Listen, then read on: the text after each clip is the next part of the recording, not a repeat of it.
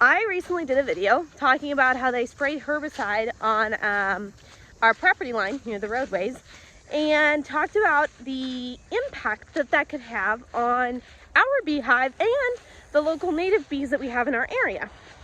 So herbicide can be extremely damaging to hives.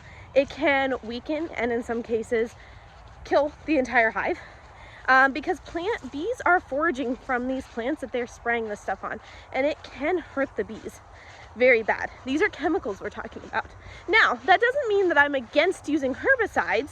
It just means that I'm asking for safer practice. So today I have my own herbicide, and I'm going to show you guys how we can safely use it around pollinators. And I'm going to give you the recipe for this. It's a non-toxic herbicide. Yes, it can still hurt insects if you don't do it properly, but I'm not against weeds, and I know that in some cases we do need to kill the weeds.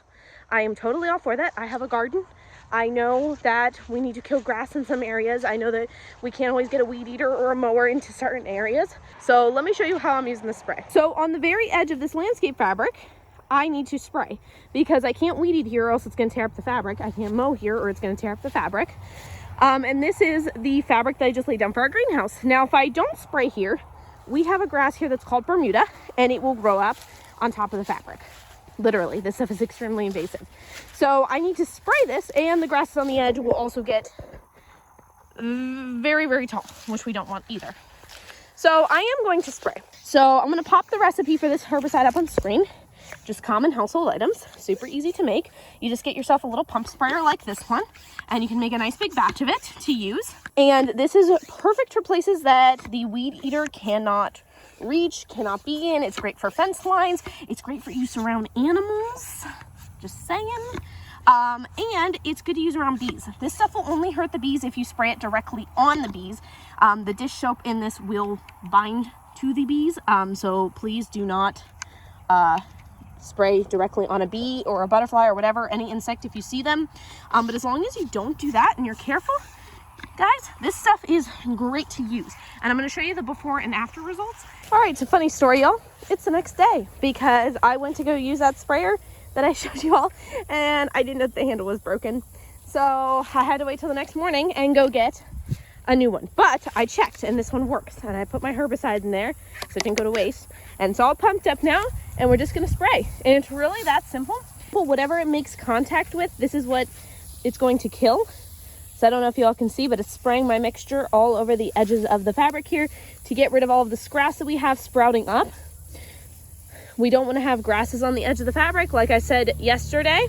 So I'm just going to work my way all the way around. And I'm going to try and show you guys what this looks like after it dies. If I don't show it to you in this video, go check out my community page because I'll post a picture over there.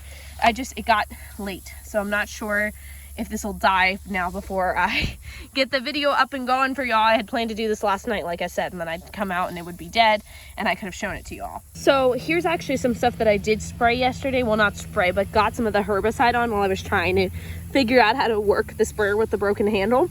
And there hasn't even been a lot of sunlight on it yet, but you can see that it's starting to get white and die out. So this stuff, I mean, obviously with the high acidity of the vinegar and the salt, this stuff burns the plant's leaves, and that's pretty much how it kills it. And as long as you don't directly spray this on any bugs or pollinators, you should not hurt them. It's just that because the dish soap, I think I said it before, the dish soap can bind to the bugs just like it does to the plants. It can suffocate them.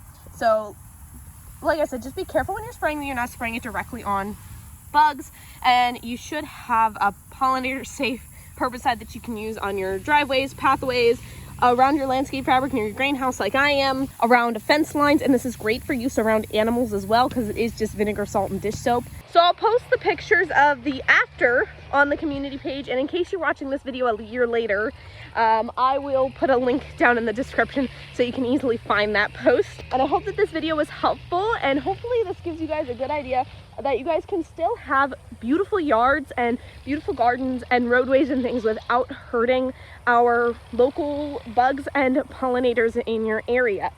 So let me know if you all like this down in the comments below. Make sure to give it a thumbs up and don't forget to subscribe.